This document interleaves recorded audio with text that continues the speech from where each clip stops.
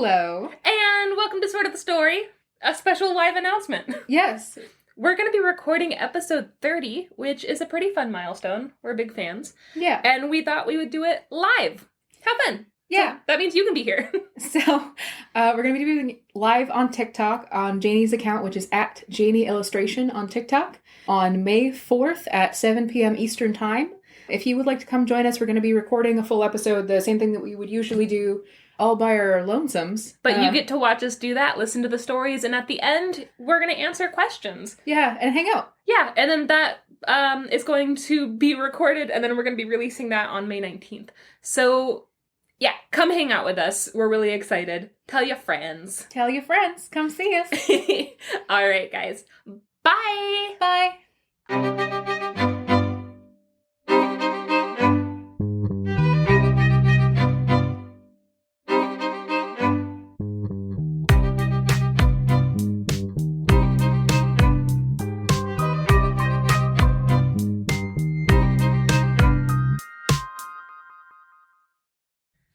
Hello, and welcome To Sort of the Story. This is a podcast where my name is Janey. And it's a podcast where my name is Max. And also, I forgot how we do this. Every time. Every time. And I act like we had a formula. We kind of do, though. Anyway, I'm Janey. I'm the one with the higher-pitched, nasally voice. My mom has started listening to this podcast, and she listened to it with her best friend while they were on a road trip together. Which is the cutest thing ever. I know, it's very cute. I hope that we are those people. I mean, there's no question.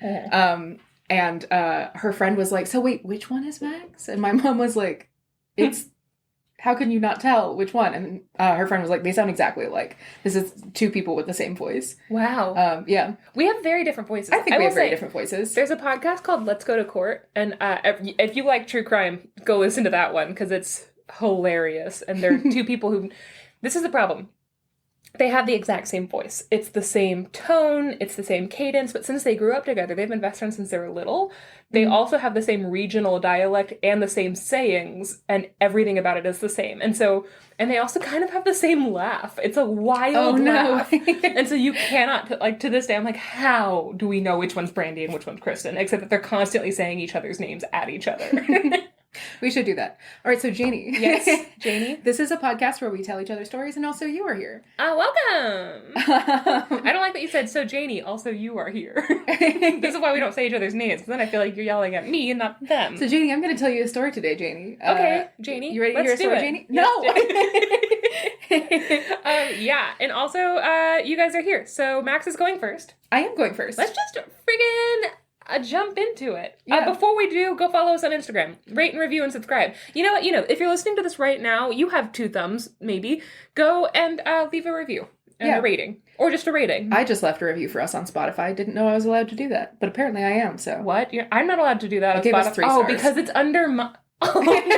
No, I didn't. I gave us 5 stars. It's under my name, so it won't let me do it. And I'm like, it's not fair. It's not fair. I should be able to review my own podcast. Yeah. That's not tacky. So follow us on Twitter, Instagram, TikTok at Sort of the Story, all one word, no punctuation. Also, we have a TeePublic, which has some merch with some silly things that we've come up with over the course of this podcast. That's teepublic.com/user/Sort of the Story. Yeah. It's user singular. And guys, I'm proud of the merch. Go check it out. It's really good. And you can get all of that if you go to our Instagram. You can just get all of that on our link tree. All of those links are there. So, okay. Anyways, let's friggin' get into it. If you're a child, this probably isn't for you because we're gonna curse a whole lot, you bitches. And you freaking buttholes.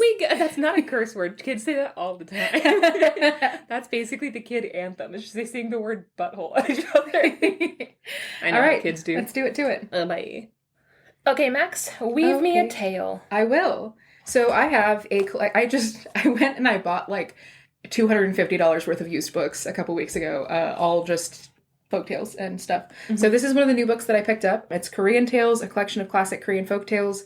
It's a collection pulled from a couple of different sources, so there isn't an author for it necessarily. But this collection is published by Sophine Fabula Books, Sophene. The story that I'm going to read is called Im the Hunter. This is a Korean folk story. It was first published in English in 1913 written by Imbong and Yi Ryuk and translated by James S. Gale. This is another one that's available on Project Gutenberg. So there are a bunch of stories in this collection, which is called Korean Folktales, Imps, Ghosts, and Fairies, all available on Project Gutenberg for free, which is great. And if you really like Project Gutenberg, you can go watch It Takes Two. He's great in it. No. He and Kirstie Alley have the best chemistry. Stop. And honestly, he makes a good dad, both the Olsen twins, so. Stop it. You don't like this bit? I hate this bit. So again, the original book is called Korean Folktales, Imps, Ghosts, and Fairies by Imbong and Yi Ryuk. Also, I'm going to say ahead of time, I know absolutely nothing about Korean pronunciation. I took Chinese in high school, so that's where all of my pronunciation comes from, but also Korean and Chinese are not the same language. So no. I'm going to do my best, but I am by no means an expert in terms of this, so I'm going to just do my dangdest. When I lived in China, for the first year, I lived in dorms because I had a study abroad scholarship, and my roommate was Korean, and she spoke very little English. And so we just primarily had to communicate with our very poor year one Chinese and like hand signals and like really intense facial like expressions. And it was very fun. Recommend. But I learned a lot about how Korean sounds, not how to pronounce anything, but just what Korean sounds like. Yeah. I've been to a lot of Korean restaurants, which doesn't qualify me for literally anything, but... delicious. Yeah, except for eating Korean food, which is great. Highly qualified for that. So, once again, this story is called Im the Hunter. The preface for the 1913 edition, this is, again, translated by James S. Gale. So he has left his notes from 1913, and you can tell that it is a white man translating a set of Korean stories in 1913. Okay. Because he confuses China and Korea a lot, and also he refers to the whole thing as... the Orient? A slur. Yeah, the Orient. Okay, which is bad. I know I keep interrupting already, but coming from a Filipino family, I have relatives who still say, like, oh, they're Oriental like us. And I'm like, hey, that's... I don't know how to tell you this. Stop it. Yeah. Don't call me Oriental. So the preface to this story is that General Im Kyung-up was a famous Korean general who fought on behalf of China, wrong, on behalf of Korea against China, from what my limited research said, in 1628 against the Manchus, wrong, worshipped today in many parts of Korea. So it's not that his is fault. true. Google wasn't invented yet. But also he's translating works by Korean authors. Like, you would think if he's translating them, he can speak enough Korean that he can ask, like, hey, is this about China? And they'd be like, no, it's about Korea. It's not their fault. Google wasn't invented yet. They didn't know. So Im Kyung-up is this general. He participated in a bunch of wars in 1628, and he is worshipped in smaller coastal regions in Korea, Hwanghae and Gyeonggi. He is worshipped as a guardian god in those towns, as well as a fishing deity. And he is also the fishing deity of the island of Yeongpyeong. So he was a historical figure, but a lot of times, like, historical figures, much like in Japan, you have these generals who are real, who then pass into sort of folklore and legend as being like, you know, they weren't just fighting against X, they were also fighting against the forces of evil, which I think is great. I think we should do that. And stuff. Yeah, exactly. You think we should turn Patton into, like, a monster hunter? Like, you think in 20 years I think that we should do more Abraham Lincoln vampire hunter shit with our history books. I would be much more interested in history if they had to be like, actually, he wasn't a vampire hunter. That would make me a lot more interested in it. You see all of the students be like, damn it! Throw their books down and throw tantrums. They're all wearing t-shirts that just have pictures of Abraham Lincoln on them, like, stabbing a vampire, and they're like, this is stupid! And they, like, rip them My off. whole life's a lie! I think we should do more fictionalization of history. Yeah, General Patton fucked a mermaid, and that's why we won the war. Because everyone was so impressed. So yes, Christopher Columbus did fuck a manatee. That's real. Okay, go ahead. I'm just... Look that up. Can't He even fucked a address manatee. He didn't fuck a manatee. He did. It's proven. He wrote about it. He said he fucked a manatee because they had womanly knees, and after he fucked it. I think he wanted to. No, he did. He wrote it down. There's proof. Oh, well, if he wrote it down, then it definitely He fucked a manatee. And Christopher Columbus has never lied about anything. He didn't lie about this one. He also fucked a llama. He was actually known for trying to, like, have sex with random animals. Allegedly. No, allegedly. It's not alleged. You're making me so mad right now. Allegedly. It is not allegedly. All I'm saying is it would take at least... You would have to have one this. to hold the manatee, the other one to fuck it. He did. Christopher Columbus was so fucking power hungry. That being said, this is a Letterkenny joke. She's doing a Letterkenny joke, and I'm mad at her because she's denying the fact that Christopher Columbus raped a manatee. Also, at the end of it, he said it was hard to finish because it had a manly face. Yeah. Anyway, Christopher Columbus was a monster, but he did fuck a manatee. Yeah. Actually, in the 1400s, manatees were also called butterface fish. Yeah. They had womanly knees. And that's it. Better face. All right. May I begin now? If you admit that Christopher Columbus fucked a manatee, I will let you continue your story. That has nothing to do with this. Oh no, guys! But did he fuck an ostrich? No, it would take at least 2 people to fuck an ostrich. Allegedly. Guys, go watch Letterkenny. What are you doing? Why are you listening to this podcast? We're doing ridiculous things here. All right.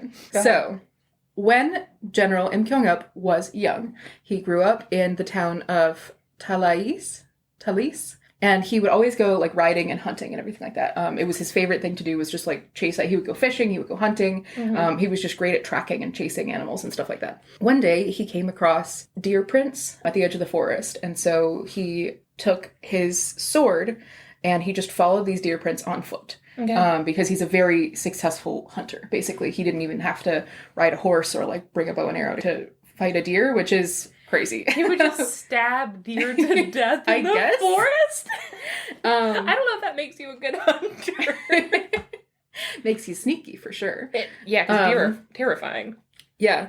He followed these deer tracks up into the Wallach Mountains on foot with only a sword, and he got all the way up to Tai Pike Mountain, and by the time he got up there, it had been hours and hours of him following these deer tracks, and night had fallen. Okay. And he was like, okay, well, it's going to take me hours to get back down, so hopefully there's someplace I can stay here. He happens across this woodsman, who's just this big man. He's got an axe on his hip and a sword on the other hip.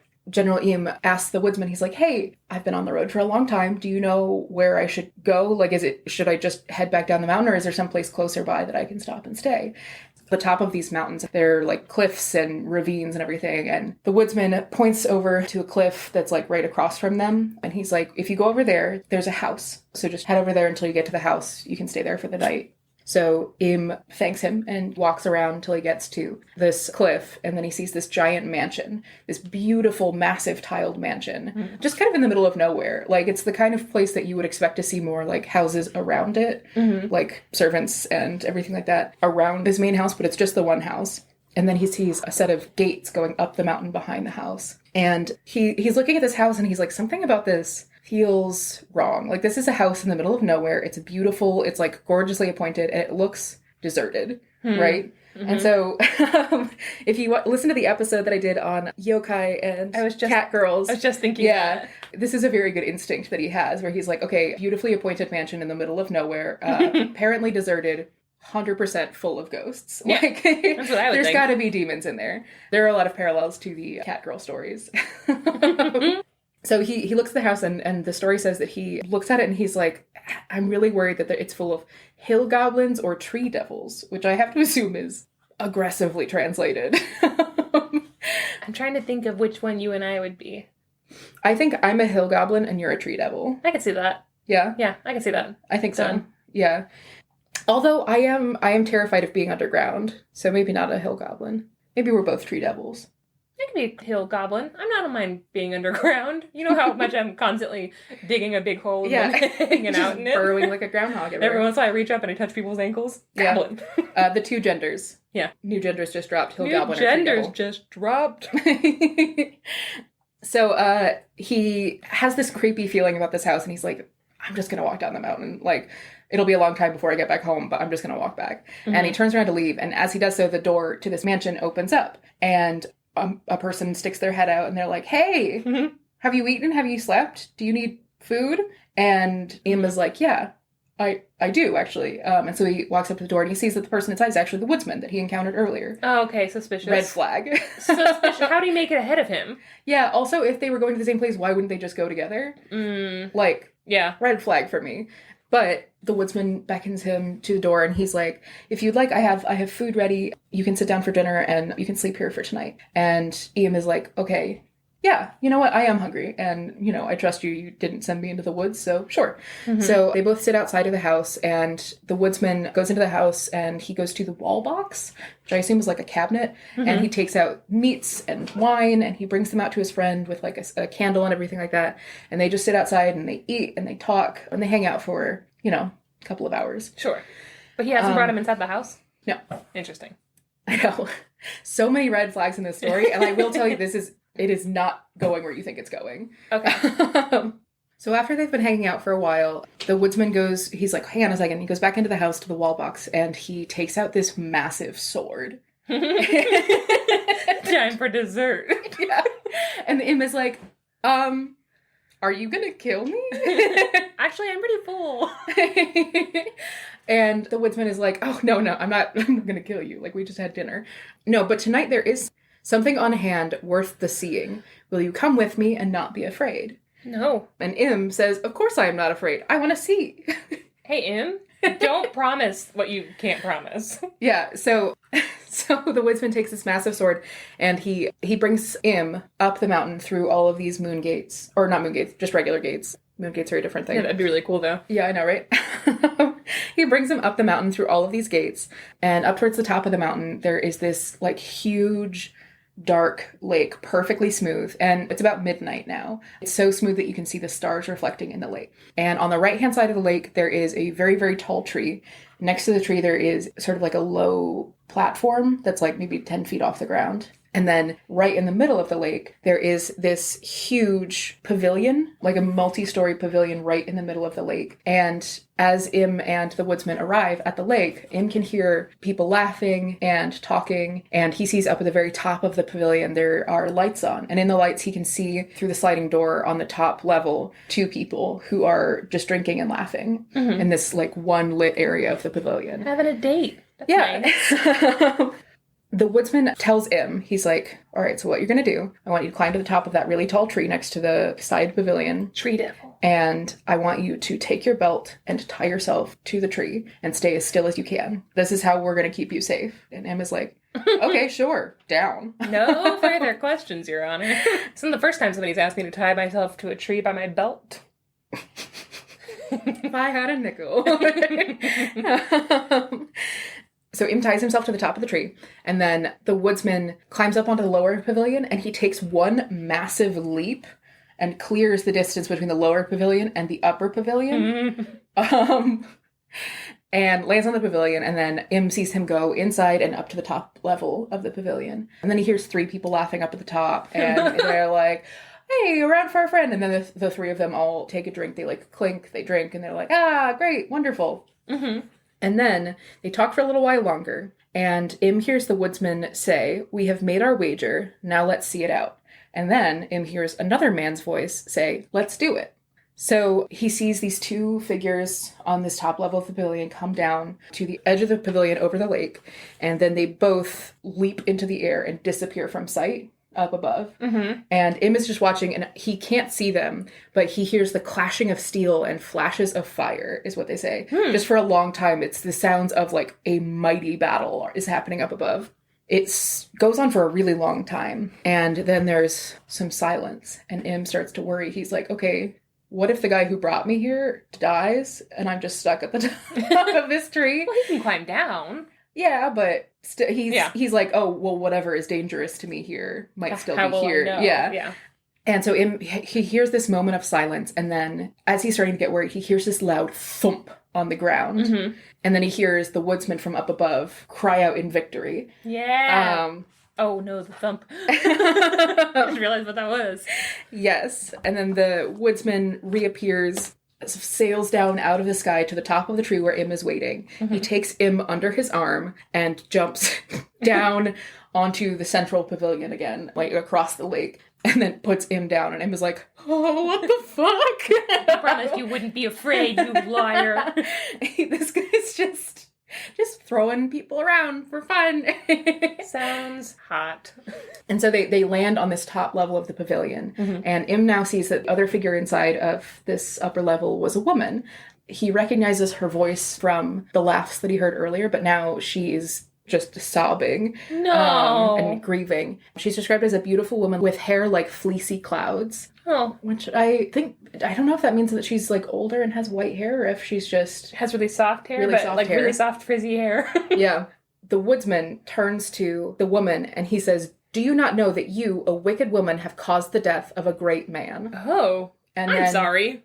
Hang on. And then he turns to Im and says, "You have courage and valor in your way, but it is not sufficient to meet a world like this. I will now give you this woman and this house so you can bid farewell to the dusty world and live here in peace and quiet for the rest of your days." I'm sorry. And so Im is like, "I'm sorry, you okay, well that's super nice of you to give me your house and this woman, but what the fuck just happened? Who are you? Who is she? Where are we? And like, why is any of this happening? And why am I here?" All fair questions. All fair and important questions. What if he was just like, "Thanks, bud. Appreciate it. Hey, new Later." life. So the woodsman is like, "All right, here's what you need to know. I am not an ordinary mortal of the world, but an outlaw of the hills and woods. I am a robber, really, and by robbing have many such houses as this. Not only here, but in all the provinces, I have homes abundant, a beautiful woman in each, and rich and dainty fare." Mm-hmm. And then he explains that this woman, he stole the house, and then he has this woman through presumably ill-gotten means. Mm-hmm. Like maybe she was the wife of the man who originally owned the house or something. But he says that this woman, who is somehow a part of the deal with this house, was his wife, and she started stepping out, which he was fine with. He's like, there's this guy who would come in from the city, and he came like way too often, and I was kind of like, whatever. Mm-hmm. And he says that he like winked at it and everything, and he was fine with her having a lover, because also he has like 30 houses and wives. Also, like, he keeps saying, "I got wives." Like, it doesn't seem like this was very consensual marriages. Yeah. But then the woman and her lover started trying to kill him. Okay. And the first time they try and kill him, he's like, "Well, like, don't do it again. No need to be fucking rude." And then the second time they try and kill him, he's like, "All right, well, this is a problem now." So he hatched this plan where he convinced his wife's lover to duel him just now. Yeah. Just now, over drinks. He was like, "Let's duel to the death. Wouldn't that be funny?" And the guy was like, "Yeah, totally." And he said, "There being no help for it, I had to kill him. I have killed the man, but I ought truly to have killed the woman. Oh. Take this place then off my hands, will you? And the woman too." Good God. And Im is like, "Okay, but who was this guy who you just murdered? Like, who was he? Where was he from?" Yeah. And the woodsman says, "There were many mighty possibilities in him, though he lived humbly outside the south gate of Seoul and sold cut tobacco. He came here frequently, and I knew it, though I winked at it all until they attempted to kill me, and that brought matters to a head. It was not my wish to kill him. Alas, alas, I have killed a great and gifted man. Think it over. You have courage, but not enough to make any mark in the world. You will fail halfway, the fates have so decided. Cease from any vain ambitions, for there is no way by which your name can ever become famous. Do what I say then, and take over this woman and this home." So basically he says, like, I had to kill that guy because he tried to kill me, which is a huge bummer because he was a very humble man. If he had continued to live his life, he would have gone on to do amazing things, but I couldn't have him continuing to try and kill me. So I had to kill him, which is a huge shame, and I feel really bad about it. But here's the thing. You are never going to do anything with your life. Like, I can see into the future, and you are just going to fail at everything you try and do. So why don't you settle down? He's a famous warrior. This house. He's not yet. This is when he's young. Okay. Yeah, so he's like, why don't you take this house and this wife and just, live out your days in peace. Settle down. Like, this is the best things are going to get for you. And Im is like, wow, rude. And he says, I can't do that. Yeah. And the woodsman says, why not? Like, I can see into the future and I can see that this is what's going to happen to you. If you do not, there is nothing for this woman but death, so here I'll have done with it. And he struck her with his sword and cut off her head. Holy shit. Which feels like there should have been like a thing where he was like, are you sure? Because like really, you're not going to do anything. And then like Im could be like, well, I don't know, maybe, I guess it's not a bad deal. But he was like, no, okay. And then slash. I've got so many thoughts, but I'm going to let you finish this story. And so then the next day, the woodsman goes to Im and he says, since you are determined to go forth and do valiantly, I cannot stop you. If a man goes forth thus and does not know the use of the sword, he is helpless and at the mercy of the foe. Stay with me and learn. I'll teach you. And then Im stays for 6 days and the woodsman teaches him the way of the sword. which is how this famous general became such an incredible warrior, is that this weird magical woodsman who just goes around slaughtering folks taught him how to use a sword, because he was like, look, that guy died because he couldn't defend himself against me. So if you're not going to take my house and my wife, then you have to learn to fight. Take my wife. Go ahead, take her. Then you have to learn how to fight, because I don't want you to give up this opportunity and then go and die because you don't know what the fuck you're doing. Which is kind of nice, I guess. But like, this guy's a men's rights activist. You just know he is. You know he's like the leader of his chapter of MRA. Probably. And that's the end of the story. So that's how this famous general got his... So here's what I heard. Situation. Okay? Mm-hmm. Let's go through it. Yep. This man, this random woodsman, who is magical, goes around collecting money and glory and also women who are also part of his slew of rewards and objects. Mm-hmm. Yes? They each live in their own houses, and he expects them to be wives to somebody who's clearly never home because he has 30 wives. Mm-hmm. This particular woman, who has somehow been won by this woodsman, takes a lover, and he's like, fine, I like the guy fine. I really love men, which is another thing to dog ear real quick. Then they're like, hey, this is really fucked up that you're expected to live here, what seems like a prisoner in this pavilion, and you're just one of these many objects, and he's clearly not going to let you out of this marriage, right? So they try to kill him, which is bad. Don't try to kill people. Or do, because what exactly kind of husband is he? Mm-hmm. Why are they trying to kill him? We don't know. He doesn't seem great. So then he finds a random fucking man in the forest who he does not know. He brings him over here. He kills her lover. And his whole thing is, I loved that man, you stupid bitch. This is all your fault. The reason why the person that you loved dearly is dead is because of you. Then he tries to give her away like property. And the second the guy is like, I'm not comfortable with that, he cuts off her head. Mm-hmm. Okay, cool. I just wanted to, cool. Yeah. I hate this man. He's not fun. So, a little bit of context. One of the things that General Im was known for was his connection to these mountain protector spirits, mm-hmm. which are called the Samson, which are like mountain gods, which is how he's trained in early Taoist magic that he kind of uses later on. So what I think, based on limited experience and the fact that, again, this is a really bad translation that's really old and doesn't have any resources associated with it beyond this text itself, basically. Mm-hmm. So what I think is that the woodsman is a mountain spirit, like a guardian spirit. Okay. And so when he's saying, like, I have all these houses in all these places, I'm not sure whether they're actual houses that he's stolen from people or whether they are sort of temples. Okay. So this is entirely me, like, conjecturing here, but I think that this might be, he's talking about all of the different mountains that he protects. Mm-hmm. And so when he's saying like all of my houses and all of my wives, he's saying all of my temples that I go in between, these are the places where I mark my, like, the land that I defend. Mm-hmm. Which means that either his wife is either like a sort of like a of priestess or like, you know, a sacrifice kind of, like she's like the person who's there to take care of it a little bit or something like that. But it's also possible that this guy's just a psychopath with 1,000 homes. It's just, the other interesting part to me is that he clears a lake in a single bound, and he fights in the air for, like, minutes at a time. Yeah, so he's definitely magic. Yeah. Also, though, the wife's lover also does all of that, so maybe he's also magic? Well, which means that he's like, oh, I could see great things in his future. And it's like, well, yeah, because he seems to also be magical. Yeah, and he says that he's a tobacco salesman from outside of the South Gate of Seoul, which...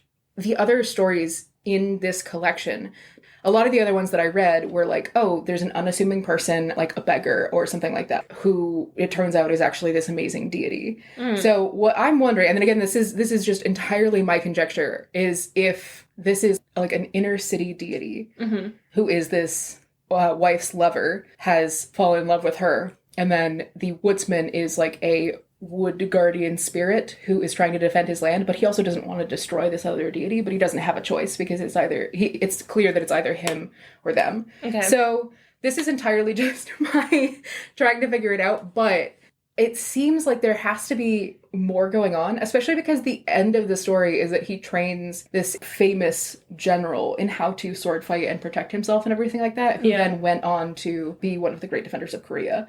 Yeah. Which I just conjecture-wise is what I see happening. The fact that it comes at the expense of a nameless woman. Yeah. It's bad. It's fucked up. Yeah, it's bad. It's not good. That does. I know that we all know this, but that does not pass the Bechdel test. Yeah, so that was a fun one. I also have a short little one, which I didn't take any notes on, but I read it and it was too short to actually use as my story, but I thought it was a fun one. Okay. There was this guy who was riding along this road, and he suddenly heard sneezing from, like, the edge of the woods. Mm-hmm. And so he stopped, he jumped off his horse, and he had his servant go look into the woods where he heard the sneezing. And his servant came back holding a human skull, which had sort of like a plant had grown on top of the skull, and one of the roots was sticking out of the skull's nose. Ew. And so this scholar who's riding takes the skull to the river and washes it out and, like, takes the plant out and everything like that, and then wraps the skull in paper, buries it back where it was, and then he has, like, a couple of candles and a little bit of food, and he does, like, a little, like, ceremony. And he's nice. like, rest in peace now. Yeah. And then continues riding along the road, and then he stops for the night, and he has this dream. And in the dream, a man comes to him and he's like, hey, I was the skull. I was punished in life for various crimes. I died out of season. I died too young. And so I wasn't able to have a proper burial. Nobody knew where I was. And you, not only did you give me a proper burial, but also you saved me from that root that was making me sneeze a lot. Oh. And that's been bugging me for, like, decades. Yeah. So thank you so much for that. I know that you're on your way to basically, like, a poetry jam in town. It's just like, Okay, cool. Sick. yeah, it's like it's an examination where the scholar has to, like, present a poem, and it has to be something that you come up with on the spot. So they give you the Topic. rhyme and the topic and the style. And so the ghost of the skull that came to him is like, look, here's I know you're what they're going to gonna... this sick rap battle.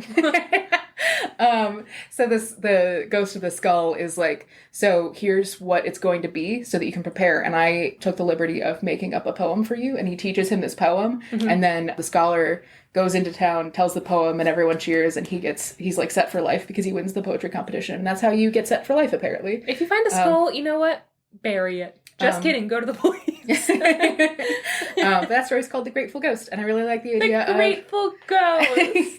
a ghost who, like, can't stop sneezing because there's A root in his nose. That's really cute. I think it's really cute. Yeah, it's really good.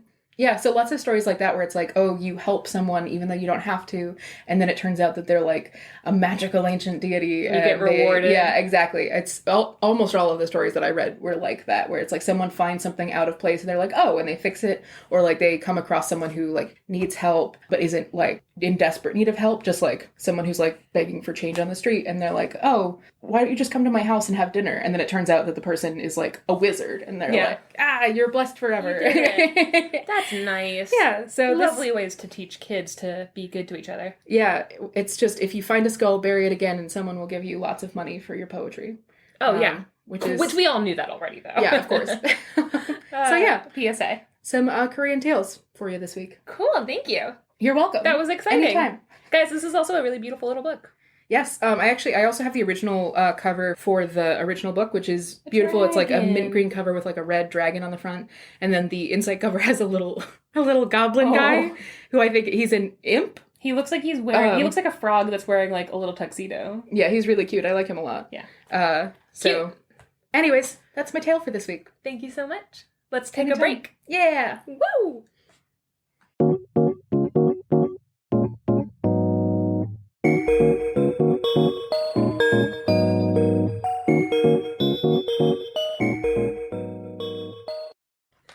All right, Max. Oh, okay, Janey. Okay, Max. Okay, Janey. Max, okay. Okay, so I've gotten farther and farther away from that. I don't know what it is. I haven't watched Letterkenny in a while. So, I bought a Bible.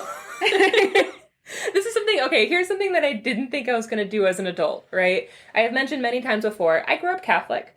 And I've been talking about this on my lives a lot, because I tell stories on my TikTok lives, and somebody one day asked me, like, can you tell Bible stories, particularly, like, Old Testament stories? And I was like, that's a really great idea. Now, as a Catholic, I didn't read the Bible. We're not a Bible reading people. Mm-mm. And I always say, like, that's my personal experience. I was also in a military community, so, like, maybe that has to do with it. But all the other Catholics I've been talking to are like, yeah, no, we're not, like, sit down and read the Bible and preach the Bible people. We are, the priest reads the Bible to us, and we're like, thank you!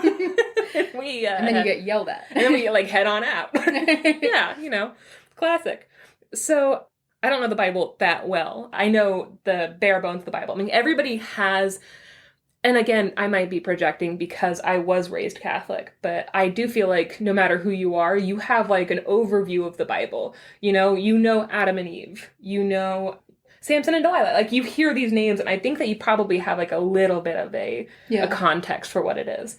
But a while back, I watched a documentary on Samson and Delilah, and my mind was blown. And I was like, I want to actually read this story, because anything to do with like documentaries or History Channel, I have a hard time with, because I found out through researching for all of these stories and trying to figure out, more things to talk about and expand my knowledge on things like Greek mythology, that a lot of these documentaries, like History Channel especially, they'll grab experts and people with PhDs and very smart people from all over the world to talk about this one subject.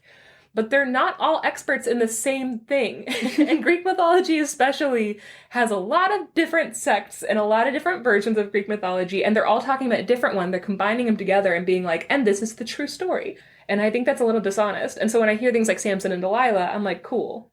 I want to just read it. Yeah. I love hearing you guys talk about it, but like, I need to read it with my own eyes, and then I'll go back to the documentary and I'll look up little facts that they get. So that's how I do my research now. But I bought a Bible. I went online and I was like, hey, I didn't want to buy the Bible. I was like, Samson and Delilah story. And all of the things online were like, Christianity is amazing, and this is why Samson was great and good all the time. And I was like, no, I don't want that source. I just want like the story, Samson and Delilah. And you don't want like a Ranker article about Samson and Delilah? Yeah, like a weird, like another, like it was just all very hyper religious. And again, as a storyteller, by the way, I'm going to be telling this story, and as Max has said many times, I'm telling it as the story, not as a Christian or as like a Christian source. This is just what the story is, having now read it several times. And also then looking up what I need to be able to kind of contextualize this.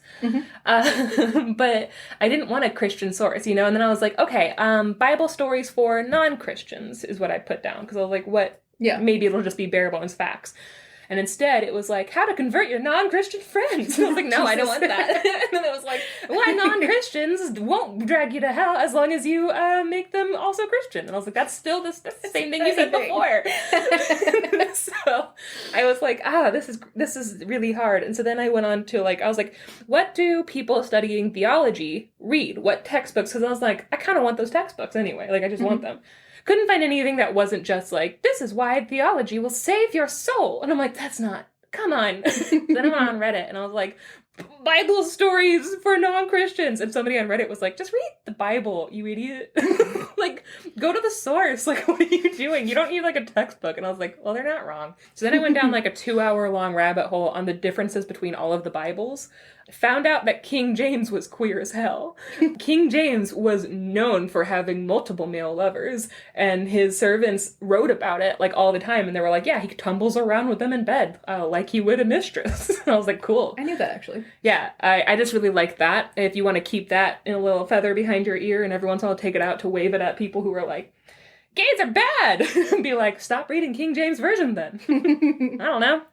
Maybe switch to the New American Bible, which is what I got. Because after doing some research, I found out that the New American Standard Bible was translated directly. So there was no, embellishing on this or, making translations that it was like, oh, actually, they probably meant this. Instead, they did their best to translate it directly. There's also a lot of notes from the translators that are like, here's the note, they probably meant this, but we're not sure. Yeah. Instead of putting it in the text as like, this is a fact, which I really appreciate. Translation's really, really important. It's the reason why when we get a lot of these Greek myths, it's very obvious when they were translated by men versus when they were translated by women. It's like, translation matters. I did a paper when I was in college on machine translation, which is just like translation software, basically. Yeah, like Google. Yeah.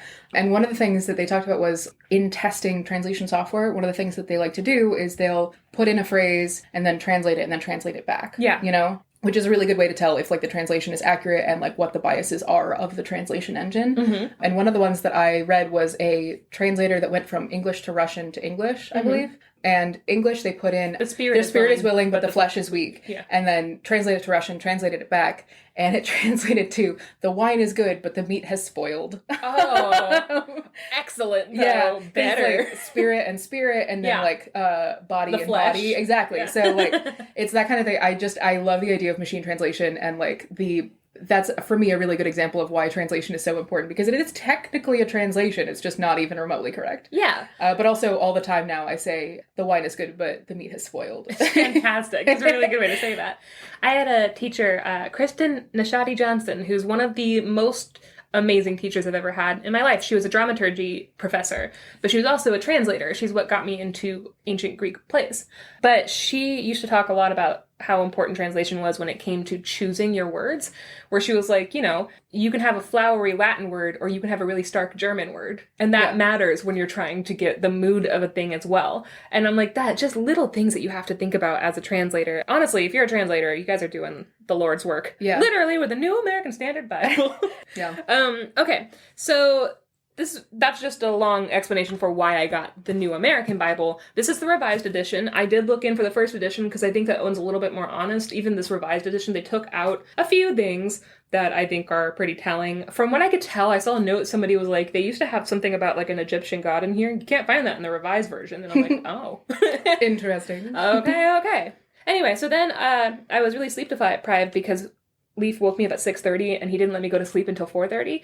And so I came out and Alex was sitting on the couch and they had delivered my Bible. It was on the porch. And so I got it and then I sat there while Alex played video games and I just read him almost like I was drunk from the Bible. I was like, and then this! And then I went online. I was like, where can I find descriptions of the angels? Like, guys, if you want to just like have like a lazy Sunday, go look up all of the descriptions of the angels from the Bible and like cross-reference them. It's wild. Actually get a Bible and do it though. It's not as fun if you're just reading Ranker articles. Yeah. Also look up the physical descriptions of demons, because I have a book of illustrations of the original demons of hell and all of them are like, he's an owl with a human face and he holds a sword and he wears a little belt. This is what we have. I want to find the actual text that's all coming from, because I was looking for that in the Bible. Yeah. And we'll share a picture of Max's book that she has. It's pretty fantastic. Okay, so today, all of this long explanation, as usual, if you're still with me, we're going to talk about Samson and Delilah today. Woo! Woohoo! My favorite story in the Bible so far. Also, go read Song of Songs. It's very salacious. It's full of sex and somebody gets beaten by guards. Ooh. Yeah. So, before we begin, this has a lot to do with the Philistines. If you don't know, because I had to look up, I've heard Philistine used, right? Like, you can still use the word Philistine today to talk about, like, warlike people. Like, it's still kind of an adjective that's used to describe people. But if you want to be, like, super pretentious, but basically, the Philistines were a group of people who arrived in the Levant, an area that includes modern-day Israel, Gaza, Lebanon, and Syria during the 12th century BC. They came during a time when cities and civilizations in the Middle East and Greece were collapsing. So as these civilizations were collapsing, a new civilization was moving in, and there's a lot of arguments about... To me, there's a lot of arguments about whether or not the Philistines actually existed, which is wild, but there's a lot of people that are like, we actually found the civilization, and then other scientists go in and they're like, that's not Philistine civilization. And they're like, well, we found text, and they're like, that's not their text. And we have other people that are like, okay, this is the first text, and other people are like, no, we have the first texts over here. And other people that are like, this story can't be true because there's no way there were this many people in this area at that time. It's physically impossible. We have proof that this was like an uninhabited area. And other people being like, actually, you're wrong. Because so like, I read through like hours of arguments about who the Philistines were. But what we do know, for the context of this, the Philistines were a group of people that there was a lot of wars and they were always in conflict with the Israelites. Okay? In the Old Testament, they are the villains. Mm-hmm. That's just, they are the villainous people and the Israelites are the heroes and like the underdogs. So, for some unspecified reason, because I'm sure it's in the story before this is in Judges, the book of Judges, the Israelites had done what was evil in the sight of the Lord. And then the Lord was like, that's it. You know what? Stop doing things that are evil in the sight of me. Wait until I look away. I'm looking right at you. I can't look anywhere else. And so he punished them. God punished them. He put them under the rule of the Philistines for 40 years as punishment, right? So this is where they are. They are being ruled by the Philistines, who are not a gentle people, and the Israelites are constantly like on the outskirts being like terrorized. And during this time, there's a man named Manoah, and he has a wife who is barren. We don't, we have a... Tips hat, Manoah. Monarch. So, Manoah has a name, his wife does not. If you think she's going to get a name, she's not. It's the Bible. So, I'm not saying there are no women in the Bible. I read the whole book of Judith and just screamed aloud to Alex for an hour. She's awesome. She beheaded someone. But Manoah has a wife, and she is barren. They've been trying and trying and trying. Now she's getting older. She's not going to have any kids. And one day, an angel of the Lord appears before her and is like, hey, what's up? Maybe you don't drink any wine or beer, and maybe stop eating unclean things. Eh? And soft cheeses. Yeah, and no more tuna for you, you know what I mean? Wink, wink. And she's like, I don't. What's no tuna? Alfalfa. Can you not eat alfalfa when you're pregnant? I read that in the Princess Diaries, which means it has to be true. Sure. It's so ironic, though, because when bunnies are pregnant, that's all they want. We're not bunnies. Anyway, so she's like, oh, so you just show up out of nowhere to tell me what to eat and drink? Who are you? Like, what are you doing? Stop winking at me, stranger. She didn't say that. She very easily could tell that he was a holy man. And so she was like, very taken aback. And he's like, you're going to have a son. Even though you're barren and everybody thinks you're dusty as hell, you're going to have a son. And she's like, thanks. Cool. And he's like, just be sure, don't ever cut his hair, because he is going to be a Nazirite for God. And it is he who will begin to save Israel from the power of the Philistines. So you might be thinking, Janey, what's a Nazirite? I was thinking yeah. that. Is it like the Nazarene? Kind of. It's all from the same word, right? You can also say Nazar as one, I think. I think if you have like one Nazar and then the group Nazirite, or you're part of the Nazirites. I could be wrong about that. Yeah. But a Nazirite is a person who decided to take upon him or herself a vow to live a strict and holy lifestyle. And they have a lot of rules. They can never cut their hair, ever. They can't even brush their hair with anything that could pull out the strands of hair. Like, they can't do anything to lose it. So Samson is actually later on described as having 7 locks of hair, which makes me think that he maybe has matlocks. So that none of his hair falls out ever. Like, they're really freaking careful with that hair, because that's the source of their power. They also can't drink wine or even vinegar that was made with grapes. They can't do it. They can't eat grapes. They can't have raisins. Aww. Off limits. No fig and raisin cereal for them. So, and then the last big rule for them, amongst many other, is they can never come into close contact with the dead. So it's considered very unclean. And if somebody dies unexpectedly in front of them, so this rule is like, if their parents die, they are not allowed to be anywhere near their dead bodies or really be anywhere near like their graves. Like, they cannot go anywhere near them, which is pretty rough. It's a weird set of rules. Yeah, but if somebody accidentally dies in front of them, so let's say like there's an accident or somebody's like in a battle and then somebody dies in front of them, then they have to like go through a week-long purification process. And on like day 7 or 8, I've read a couple different things, they have to cut off their hair. And then they have a 30-day process where they just pray and they go through all of these rituals and stuff. And at the end of that 30 days, they can be a Nazirite again. But like, it's super strict. And also, I think it's interesting because everything I saw was Nazirites choose to take a vow to live this very strict and holy lifestyle, right? Samson was destined to take the vow. An angel showed up and was like, guess what? This new baby is going to be a Nazirite. So never cut his hair, never let him have grapes or wine. He can't have anything to do with grapes. He can't even walk near a vineyard. That's also a big thing. They can't be inside of a vineyard at all. So, like, no grapes. And so the woman, the unnamed woman, she goes back, she tells her husband, like, hey, a man of God came to me and told me to stop drinking and that we were going to have a son. And Manoah is like, really? I really want to talk to him. I'm not saying I don't believe you, but like, that's weird, right? A stranger comes. So Manoah starts to pray to God and he's like, hey, please send that man back. I have some more questions. And God hears his prayer and he sends the angel back. But the angel appears again just to the woman. And he's like, hey, I'm back. You have some questions? And she's like, yeah, hold on, just 1 second. Just stay here. And she runs back. She gets her husband. She brings him back. And I'm like, this is too complicated for her. She's pregnant. Like, don't make her run back and forth. But Manoah gets there and he sees this man sitting there waiting. And Manoah is like, oh, so you're the man of God that told her that she was going to have a baby? And he's like, I am. And he's like, cool. So, like, what can we expect? And the guy is like, everything I told her before. Don't drink wine or beer. Don't ever cut his hair. Don't eat things that are unclean. I said all this before. Did she not tell you? And she's like, I told him. He wanted to hear it from your mouth. So Manoah's like, cool. Well, thank you. So Manoah asks the man, like, hey, why don't you stay? You've given us really great news. Why don't you stay? And we'll, like, sacrifice a goat and we'll make a big meal and we'll feed you. And the guy says, I would never eat your food.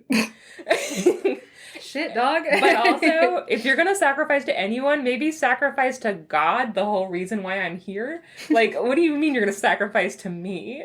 You idiot. Manoah's like, my bad, all right. So he goes, and then Manoah goes to, like, go get the goat, and he's like, by the way, my name's Manoah, what's your name? And he's like, I'm not telling you my name. It is Wondrous. And he's like, all right. Well, I love this rude angel. He's throwing so much shade in the Bible. It's like, I'm not, excuse me. Why do you think I'm here? For you, I didn't appear to you. I appeared to her. You're not a part of this. Yeah, Manoah's like, okay, well. So Manoah goes and he gets a young goat and he gets a grain offering and he sacrifices it on a rock to the Lord. And they have this big fire going. And as he and his wife watch, the angel, the man of God, who they are just calling a man of God, he suddenly, like, appears in the flames, and then he ascends to heaven through the flames. And they're like, oh my God, that was an angel. And they both fall on their faces, and they're like, oh, we're not worthy. And they look up again eventually, and he's gone. And Manoah's like, I think we just saw God. I think we're gonna die. Because scripture says, if you see the face of God, you're gonna die, right? And Manoah is terrified. He's like, oh no, now we're gonna die. And the woman straight up says, Manoah, if he wanted to kill us, would he have accepted our offering and also told us we were going to have a baby and prepared us for that baby's life? Like, come on, Manoah. And he's like, okay. I feel really, like, just, Manoah is getting dunked on, like, over and over again by different figures who are like, come on. Take Manoah. No, go on, take him. So they eventually have the baby. They name him Samson, and they never cut his hair ever. And so if you think about it too, so this is where I'm going back to the documentary where I watched, and I can't remember the documentary now, I can't find it, but I am going to link another one, but I didn't like it as much, to be honest. But basically, in the documentary, one of the experts was talking about what it could have been like to be a little boy that was raised from birth to be a Nazarite, right? He's not allowed to drink wine like his friends, first of all. All the other toddlers are drunk as hell, and he has to be the DD every time. He's just the lamest square in kindergarten. Yeah. They're like, hey, Manoah, you want a glass of Pinot? And he's like, no. But he's not allowed to drink wine. He has really long hair. He's constantly separated from the kids because he's being trained to be a soldier of God, too. So, like, also, he's being trained, I think they said he was being trained to fight. This isn't in the Bible, so this is another reason why I had to go and read it. But if you think about it, he's a really great fighter. He's very strong. He has a different sort of education than all the other kids. So, like, he's very isolated in his upbringing. And every day he's told, you're so special. Literally, an angel came and told us that we were going to have you as a baby because you're going to do great things and you're going to be the person to take down the Philistines. So, like, Samson, and also then you think about later on, I'm going to describe some of Samson's behavior, and it's a lot like Manoah's behavior. Where it seems like other people are doing more critical thinking than Manoah or Samson do. But Manoah, I think, means really well. So I feel bad for him. So it's a pretty lonely childhood from what I can imagine. Yeah, he's got like a chosen one situation kind of going on. Exactly. So when Samson is about a teenager, this is also from other people conjecturing because it's not in the Bible, but they assume he's probably a teenager, like 14 or 15. He walks to Timnah. It's the nearest city to him. I actually do have a map. We don't have to look at this, but I will put it in the show notes. But there's a whole map of where Timnah is. This is Timnah. He was born in Zorah, so he walks over to Timnah. Mm-hmm. And he sees this beautiful Philistine woman, and he's like, oh, I love her. He just sees her, and so he runs back home to Zorah, and he's like, Mom and Dad, I met the woman I'm going to marry. Get me her for a wife. And they're like, hey, Samson, isn't there literally anybody else you could marry other than a Philistine woman? You realize that the whole point of your birth is not to, like, marry into the Philistines. And he's like... Take him down from the inside. Don't worry, I'm going to be a spy. Just kidding. I love her. I like the idea of Samson as a honeypot. Like... He is, though. That's basically what he is. So he's like, no, get me her. I want her. And so his parents are like, fine. Which I think is surprising. Yeah. They give in pretty easily. And so they walk back to Timnah, right? Oh, also there's a note. First of all, in the Bible it says they did not know that this had been brought about by the Lord, who was seeking an opportunity against the Philistines. So it turns out the Lord is actually orchestrating these feelings, which I don't remember from the Bible, God, like, manipulating people's, like, emotions that way. It kind of goes against the whole free choice thing. Yeah. Anyway, but it does specifically say the Lord actually orchestrated this match as a way to bring down the Philistines. And there's a note from the translator. I like the notes from the translators a lot. But they say, although the story of Samson's first love might be taken as an illustration of the danger of foreign marriages, the narrator explains it differently. His infatuation is actually the Lord's way to, punish the Philistines. So they're about to get punished. Cool. I know. So Samson and his parents, they walk to Timnah together. From what I can gather from this story, to get to the city, they have to walk through a bunch of vineyards, and Samson can't walk through vineyards. And so he sends his parents ahead. They walk, the easy route to Timnah. And Samson has to go alone. He walks all the way around. As you can imagine, too, his parents are probably pretty old, and so them walking the easy way would make sense. And so he's walking alone, and as he's walking, he gets attacked by a lion, right? Sure. And he rips it apart with his bare hands. And then it specifically says, as one tears a young goat.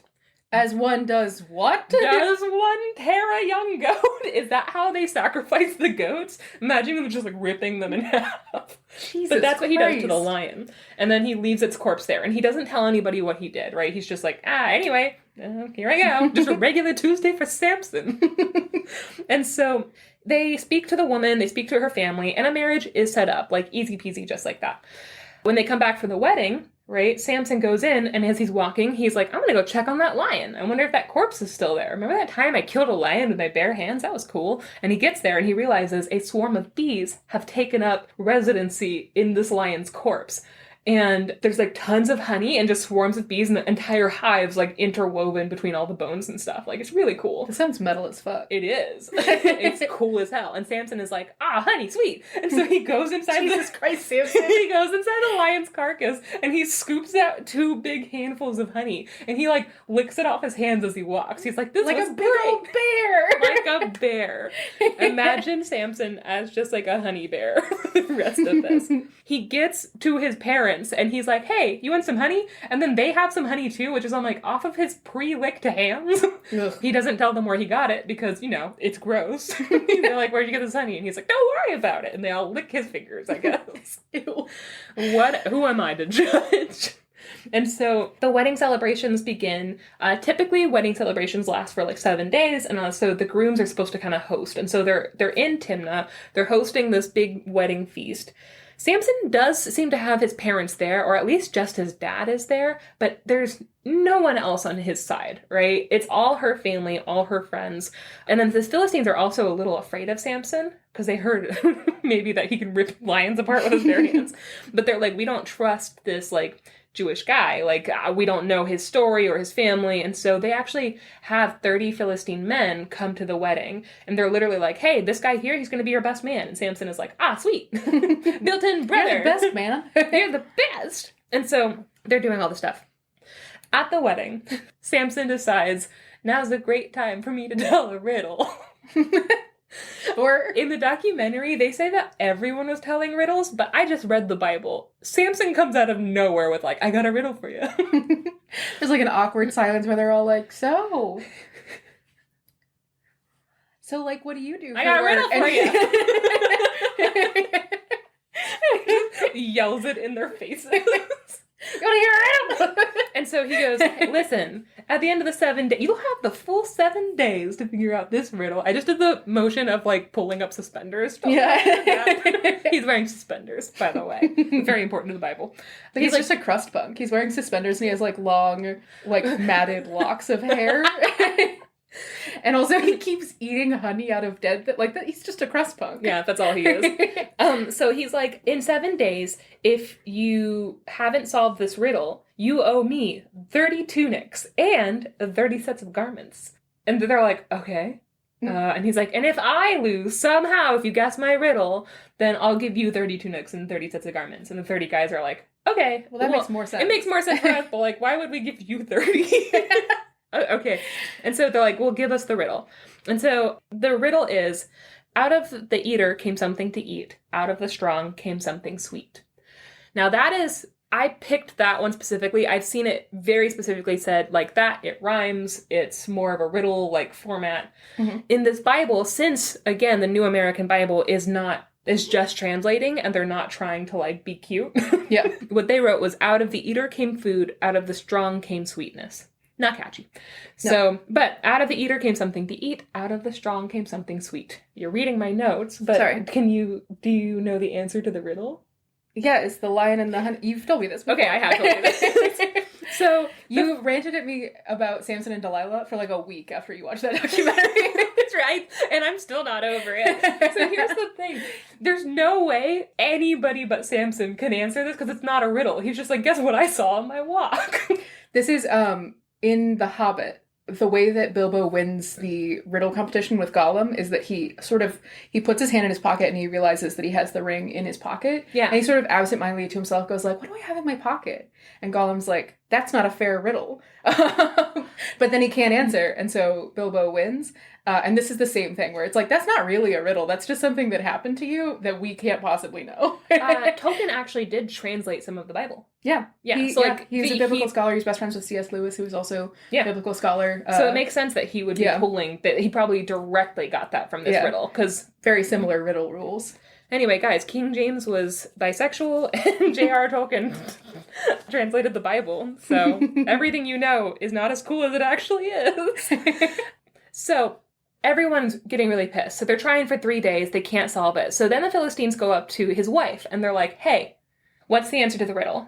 And she's like, I don't know. He didn't tell me the answer to the riddle. I don't know what you think we talk about, but it's not this riddle. And they're like, okay, here's the thing. We're not fucking paying this debt, okay? Because it's obviously an unfair riddle. So you get the answer, or we're going to murder you and your family. We'll murder your family first in front of you. We'll burn you to the ground. You guys will burn alive. And she's like, there's like 30 men who are threatening her and her family. And so she starts to get really anxious. She goes up to Samson and she's like, hey, what's the answer to your riddle? And he's like, I didn't even tell my parents. Like, you think I'm going to tell you? Come on, you stupid idiot. I don't like you, my wife, nearly as much as I like my parents. Yeah, and she's like, cool, we'll talk about that on another day. Please tell me the answer to your riddle. And he's like, I'm not doing it. And so he thinks that she's, like, playing, and he's making jokes. But every night, she's, like, getting quieter and quieter. She's getting more and more upset and anxious. And finally, she's like, you don't love me.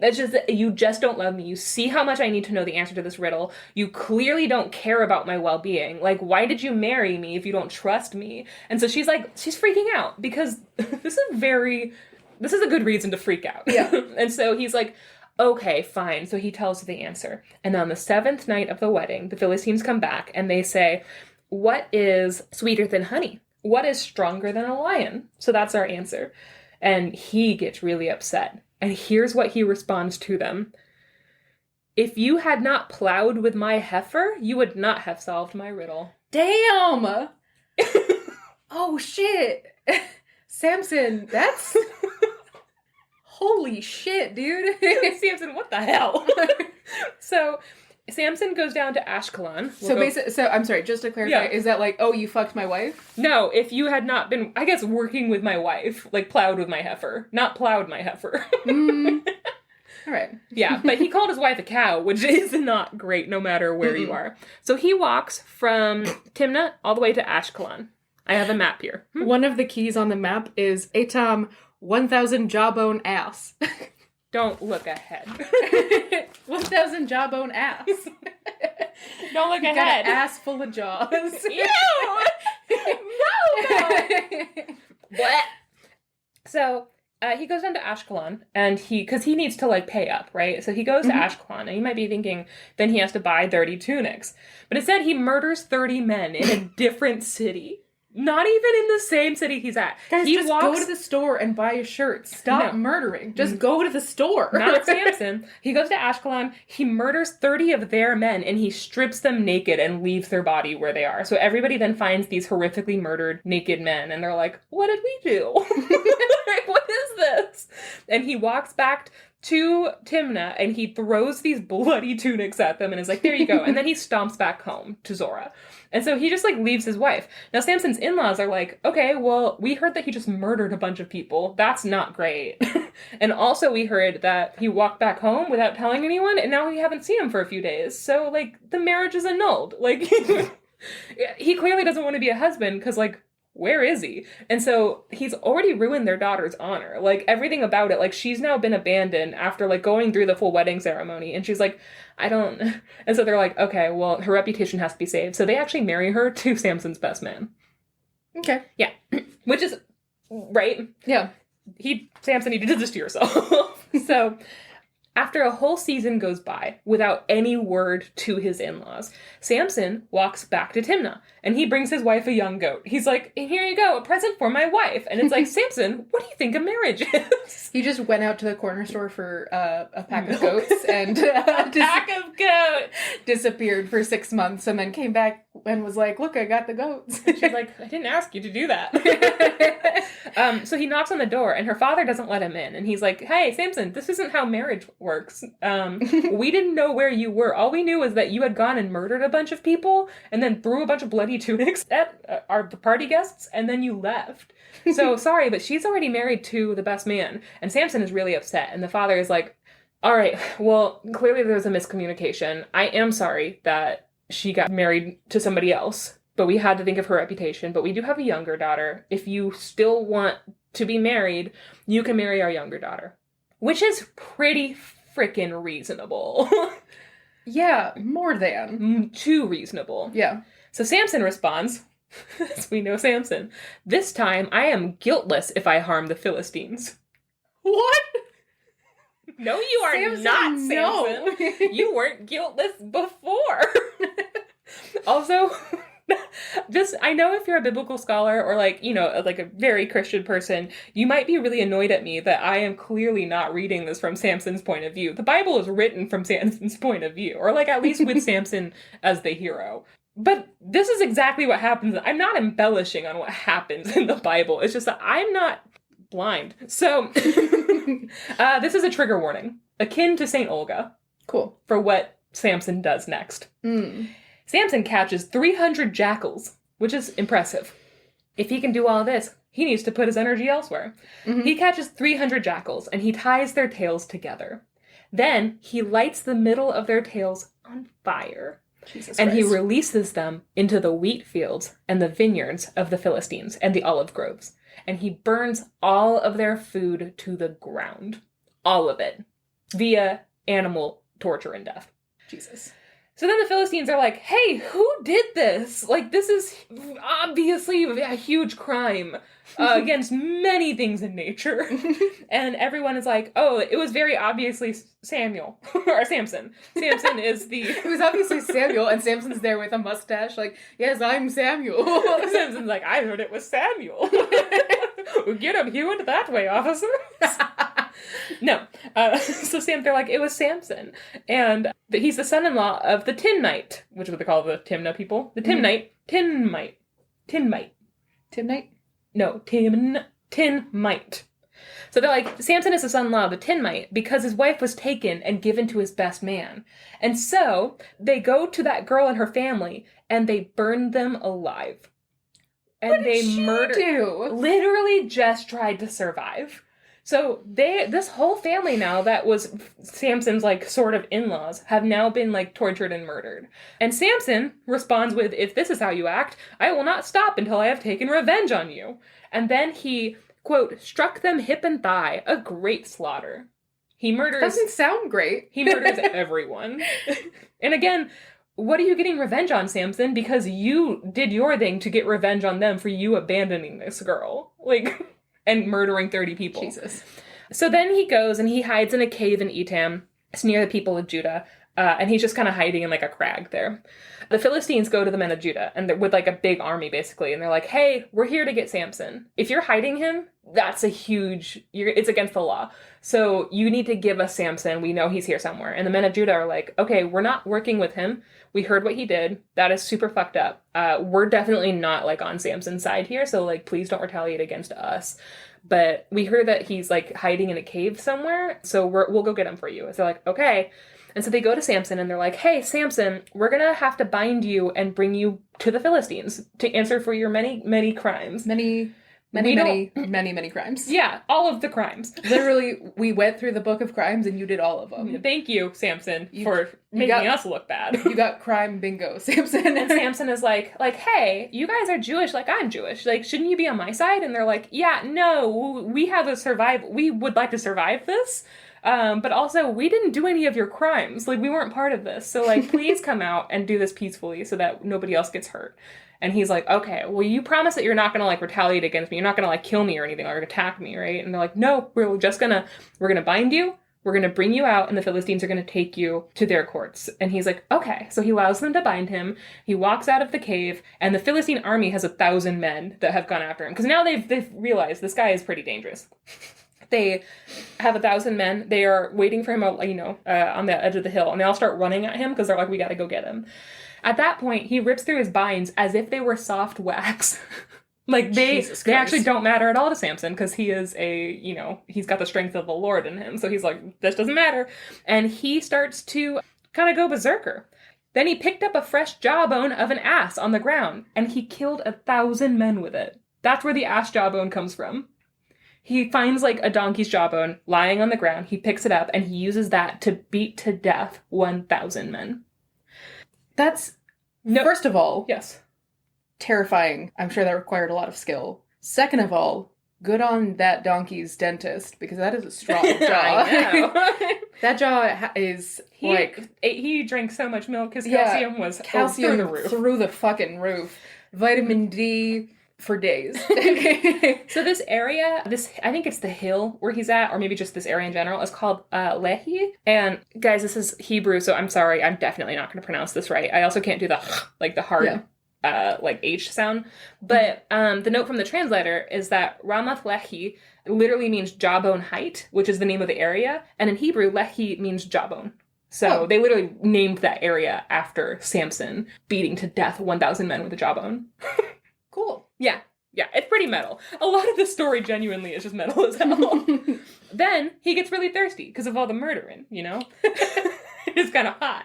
And he cries out to the Lord, after all this victory, after giving me all this strength, you're going to let me die of thirst and fall into the hands of the uncircumcised?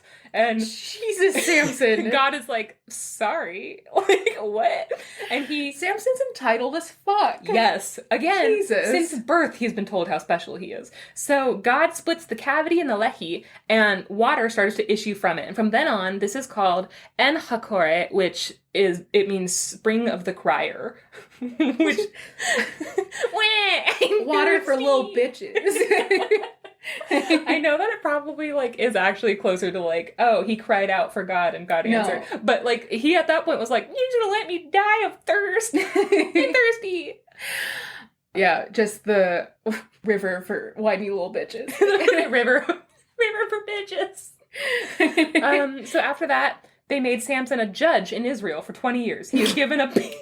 They're like, you're smart. And I'm like, why do you think that? It's like one of those things where you do a lot of crimes and then they're like, stop doing crimes. But then if you do a couple more crimes than that, it goes back around at the beginning and they're like, good job with all those crimes. You did so many crimes. Yeah, you did so many crimes that you undid all of the crimes from before. And now you're into negative crimes, which means that you're qualified to be a judge. Get ready.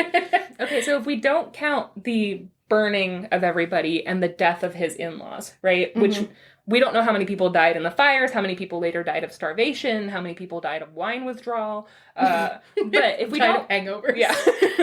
Me.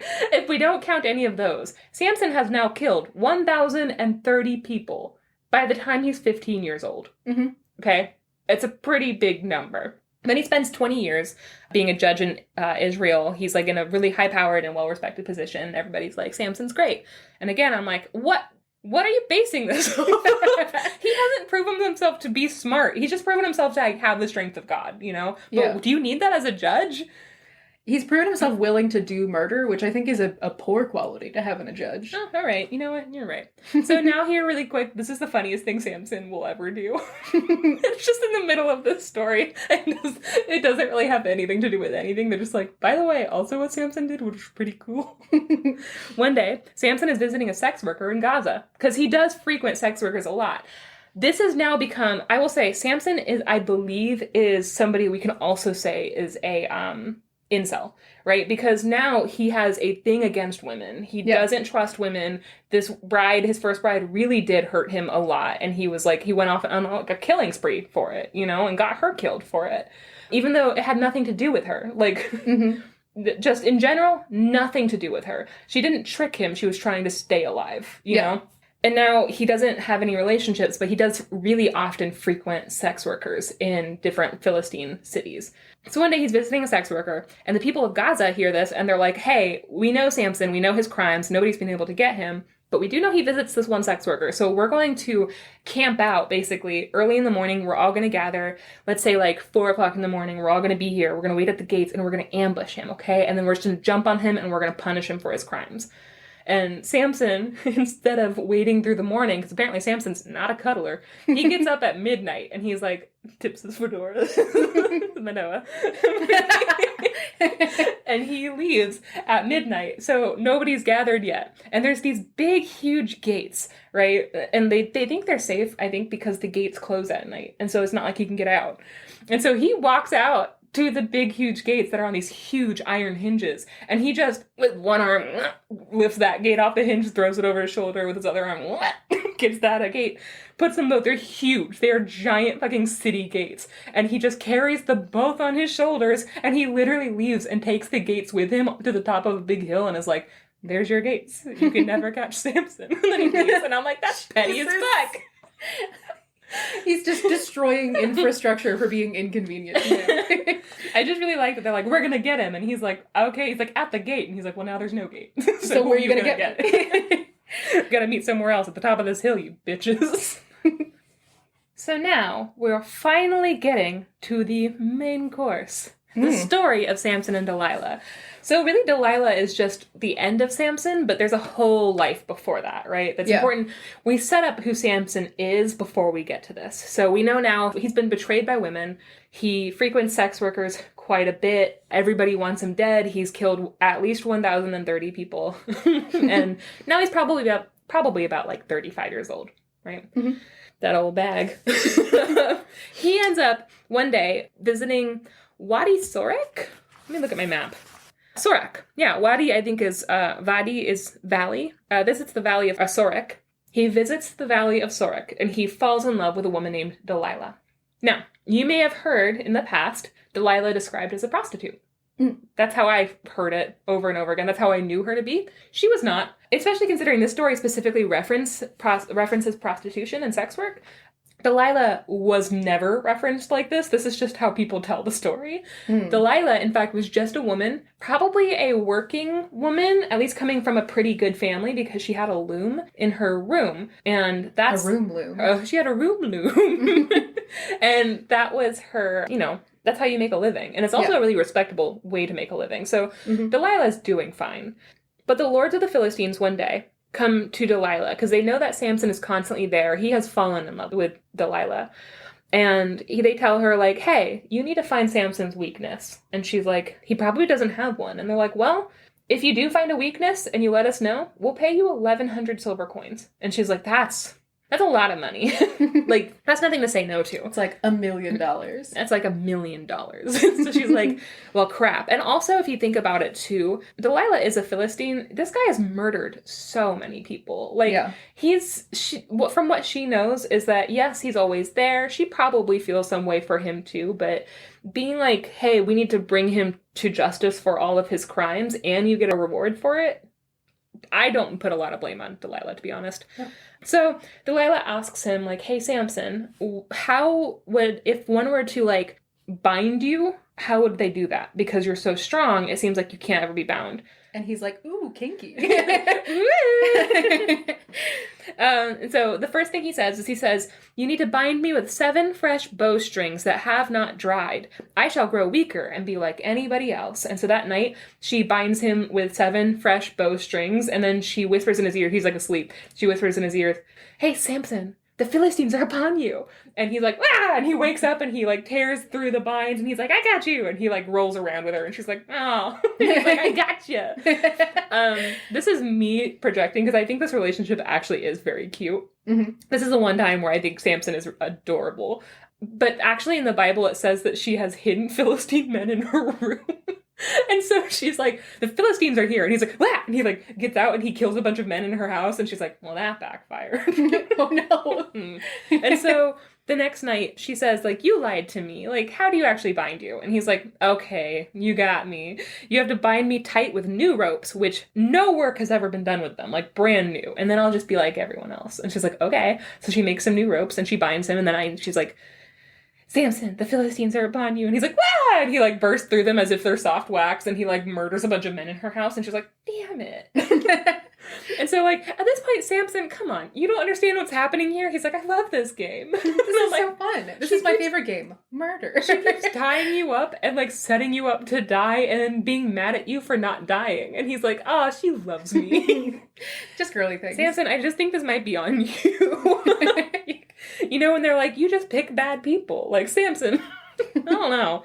So then on the third time, he says, you weave the 7 locks of my hair into the web and fasten them with the pin. And she has a loom, and she's like, all right, come here. So she weaves it into a nice little web, and she fastens it with a pin. And then she's like, Samson, the Philistines are here. And he's like, and he gets up, and he just kind of, like, beats to death everyone in her house. And he laughs and shakes his hair out. And he's like, silly woman. So wait, so he's asleep, and she... I think he might be awake for some of this. Like, he's just playing a game. Like... But he let her, like, put his long hair that he's never allowed to brush onto a loom, and then... That being said, it's not like strands are going to come off, because it's literally... But how is it woven, then? He probably doesn't need... I don't think she needs a loom. Ow. She doesn't need a loom for this. I mean, look at my hair in this braid. You're not going to put this on a loom. You know, it's too thick. She can just literally just braid it with her hands. Okay. He gets her to braid his hair.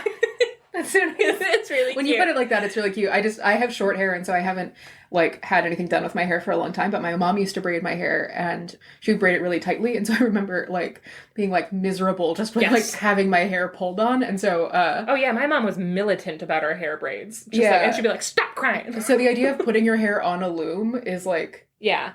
The worst thing I've ever But imagined. also, like, he has his in matlocks, so, you know... Yeah, probably fine. That but I think she's just braiding it with her hands. She's weaving it into a web with her hands because she is a weaver, so she can do a really cool, intricate 7 lock braid. Anyway, so eventually she realizes, like, this is getting me nowhere, and so he's, like, laughing at her, and he's like, this is a silly game. Like, I love this. I feel closer to you than ever. And finally, she's like, Samson, you don't really love me. Like, that's just it. You just don't really love me. Oh, I know. This is a trigger. Oh, no. Yeah. It's important. This is the reason why it's so important to start at the beginning with Samson. Why do I keep wanting to call him Francis? So Delilah is, like, crying, and she's like, you don't love me. Clearly. You keep laughing at me. Like, you don't trust me with this. Like, you don't want to be vulnerable with me. And he starts... This is gaslighting. It is gaslighting. She's like, why don't you trust me with your weakness? When every time he tells her a fake weakness, she brings in a bunch of dudes to murder him. I know. And he hasn't, like, caught on yet, which is, again, makes me wonder, what did they see in him as a judge? So he feels bad, though, and he's like, I do love you. Okay. And so he finally tells her. This makes me sad for him, because it is gaslighting. Like, this is shitty. But he says, my power comes from my hair. It's never been cut. He says, a razor has never been taken to my head. And if somebody were to cut my hair or, like, shave my head, all of my power would leave me. And so that night she tells him, like, put your head on my lap. And she, rubs her hands along his, like, hair, along it, because she can't go through it because it's all locked. But she's, like, touching his head and, like, rubbing his scalp, and, like, she's singing, and there's candles everywhere, and it's really comfortable. And so she has this big, strong man, this big, strong mass murderer. Don't forget that. I know we all want to feel bad for Samson. I'm looking right at the microphone. You guys don't forget it. Anyway, this big, dumb himbo of a murderer. He's very handsome. Stop it. This is an emotional roller coaster. And he's got long hair, and he just wants it to be touched, and, like, everybody likes it when their head is rubbed. And so, but he falls asleep on her lap, right? And he falls asleep whispering, I love you so much. Aw. That's not in the Bible. So then, as she's, sitting there, she kind of, like, calls out, she whispers to the doorway, like, you can come in now. And a guy walks in with a razor. A barber comes in. She can't do it herself. The whole barbershop quartet comes in. They set up the little spinning pole, everything. Samson, Samson, Samson, Samson. Do up.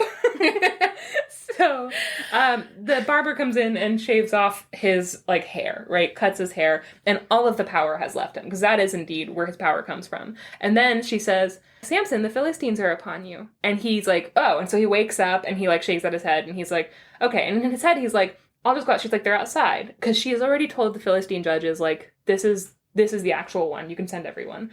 And so he's like, I'll just do what I did in the past. And I'll just go out there and, like, beat the shit out of a bunch of people and just murder some more people. It's fine. And so he walks out, and he's like, hey. But he realizes as he starts to fight them, he has no strength left. Like, it didn't hit him right away. And then he realizes, like, wait a minute. Why are they kicking my ass? And then he, like, touches his head, and he's like, no!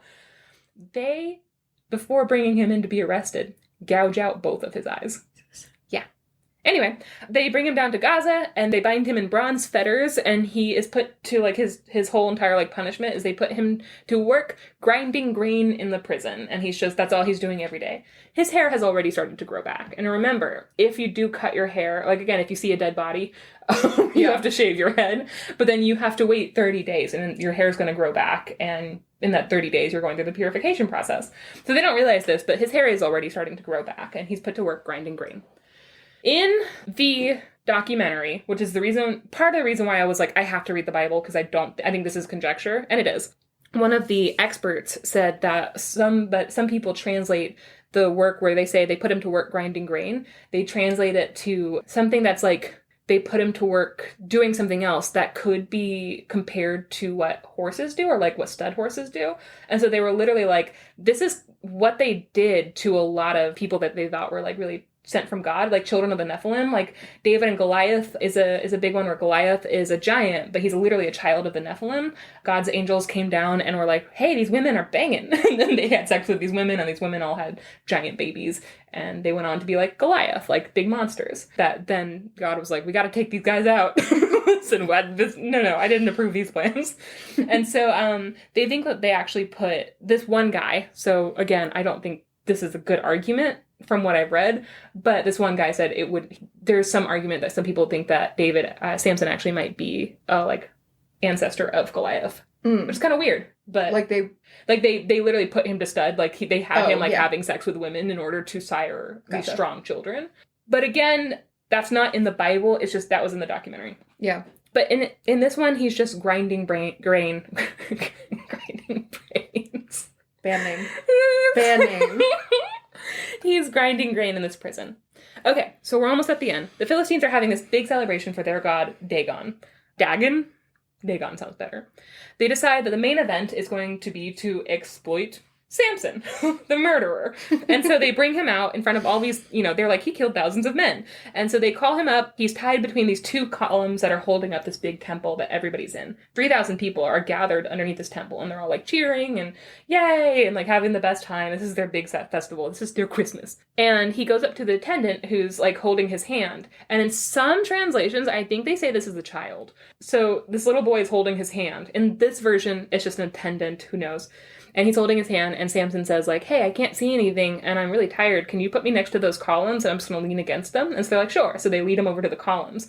Now everybody's like, Samson, do a dance. Like, entertain us. And they're all like pointing and laughing. And Samson calls out to the Lord and he says, Lord, remember me, strengthen me only this once that I may avenge myself on the Philistines at one blow for my 2 eyes. So he literally is like, hey, Lord, let me get revenge real quick. They gouged out my eyes. And that's what I'm mad about, which is fair. And then he says, like, let me die with the Philistines. And he uses all of his strength. The Lord puts a bunch of strength back into him for this one thing. And he pushes the 2 columns and collapses the entire temple on all 3,000 of the people. So it makes a point to say that in this one instance, Samson, who died during this, of course. Yeah. But in this one instance, Samson killed more people here than he had in his entire life. And his family goes in and they dig through the rubble and they find his body somehow and they bring him out and they bury him in the grave of Manoah, his father. And that's the end of Samson.